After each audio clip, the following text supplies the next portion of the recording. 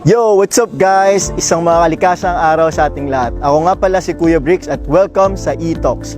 Talakayang pangkapaligiran. Hindi lang basta usapan, isa itong seryeng may panawagan.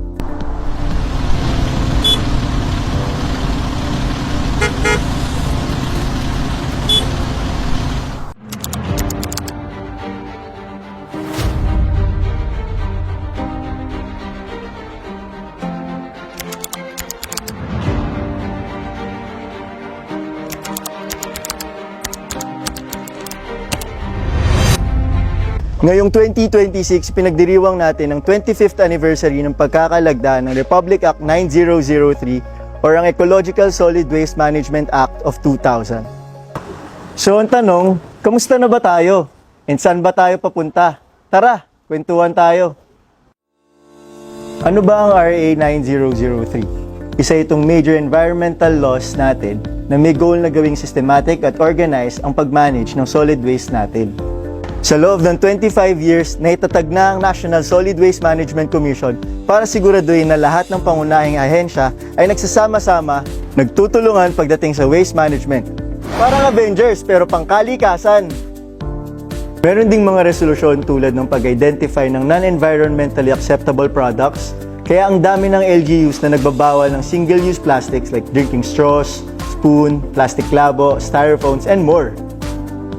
As of 2025, 91.71% or 1,460 out of 1,592 LGUs na aprobado na ang kanilang 10-year solid waste management plan. Nasa plan na ito ang programs, strategies, mechanisms at budget ng isang city o municipality para malutas ang problema sa basura. Makikita din natin ang implementation ng segregation, recycling at composting. By 2025, meron ng 20,458 Materials Recovery Facilities or MRFs serving 25,048 barangays. Astig, di ba? Nationwide, meron ng 375 sanitary landfills serving 799 LGUs.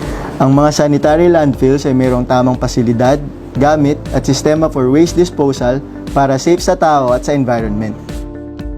Pero saan na tayo papunta?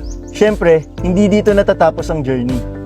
In the coming years, patitibayan natin ang paglapat ng pundasyon tulad ng polisiya at iba pang mekanismo na susuporta sa Extended Producers Responsibility Act of 2022. Magiging kasangga natin ang pribadong sektor mula simula hanggang sa katapusan ng life cycle ng isang produktong plastic. RA 9003 plus RA 11898 equals mas solid na laban sa plastic waste. Expect more data collection, online platforms, and digital tools para mas mabilis ang pag-analyze ng waste-related information. Futuristic waste management, here we go! Hindi naging madali ang 25-year journey. May mga pagsubok at kabiguan at meron din namang mga tagumpay. Inaasahan na sa susunod na mga taon ay magbabago ang hulma ng problema natin sa basura. Sa kabila nito, sa pagtutulungan ng bawat isa sa atin, umaasa tayong may bagong bukas kung saan ang bawat Pilipino ay may malasakit at pagmamahal sa kapaligiran. Ako si Kuya Bricks Faustino, ang inyong lingkod bayan para sa kalikasan. Kita-kits sa next E-Talk.